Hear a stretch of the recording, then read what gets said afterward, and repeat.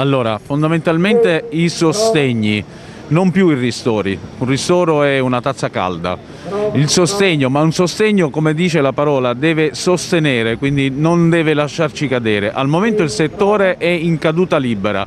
Noi rappresentiamo le aziende dello spettacolo, ossia tutto quel comparto che tramite attrezzature, allestimenti, strutture forma il cosiddetto hardware dello spettacolo. Quindi queste aziende, proprio queste aziende ad alta tecnologia, quindi sono soggette a obsolescenza proprio per la velocità comunque che ha il settore tecnologico di rigenerarsi. Essendo stati fermi un anno, abbiamo le attrezzature che hanno perso almeno il 50% di valore. Se non ci sono degli aiuti indirizzati al nostro settore, perché è un vero e proprio settore, non potremmo mai, questo settore non potrà più risorgere, con conseguenze sulla sicurezza degli spettacoli, perché non essendoci più delle aziende specializzate, non essendoci dei tecnici specializzati, nel momento in cui ci sarà la ripresa del settore spettacolo, purtroppo ci si dovrà affidare a dilettanti con diciamo, aggravio della sicurezza dello spettacolo. Assolutamente sì. Siamo veramente in ginocchio, da più di un anno siamo fermi. Il problema reale è pure quello dell'obsolescenza dei materiali. Abbiamo attrezzature che valgono milioni di euro bloccate dentro i magazzini, che ovviamente più tempo passa più si deperiscono proprio dal punto di vista di richieste. Domani ripartiamo, questo materiale non ci verrà più richiesto, ma sempre attrezzature nuove. Quindi abbiamo delle perdite che giorno dopo giorno si sommano. C'è preoccupazione, ansia, paura, soprattutto perché il periodo al momento per voi è davvero particolare. Assolutamente sì. Ci sono delle aziende che ormai sono arrivate. C'è stato anche un nostro collega del nord che purtroppo si è tolto la vita.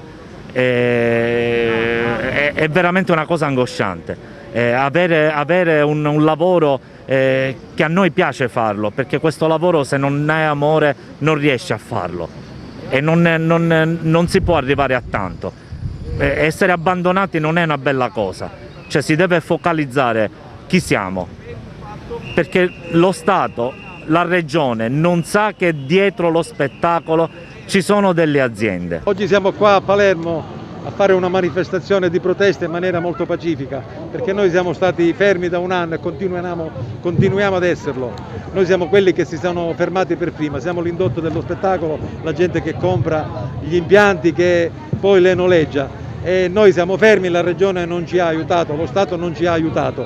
È una piccola delegazione di Agrigento, ma siamo con tutta la Regione, siamo davanti al Palazzo della Regione, alla Presidenza, e siamo qui a protestare in maniera pacifica per riavere delle condizioni umane e civili e per ridarci la nostra dignità, che adesso questa dignità è stata calpestata con i piedi, giorno dopo giorno. Questi ristori, questi decreti che non sono stati fatti per noi, sono stati fatti per tante altre categorie, ma noi abbiamo visto molto, ben poco. Adesso io magari passo la parola a Emanuele, che è un'altra persona che fa parte di questo nostro gruppo.